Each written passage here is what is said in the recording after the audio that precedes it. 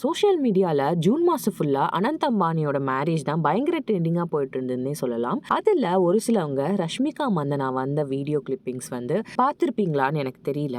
But எக்ஸ்க்ளூசிவாக நம்ம சேனலில் உங்களுக்காக நாங்கள் அந்த வீடியோஸும் கொடுத்துருக்கோம்.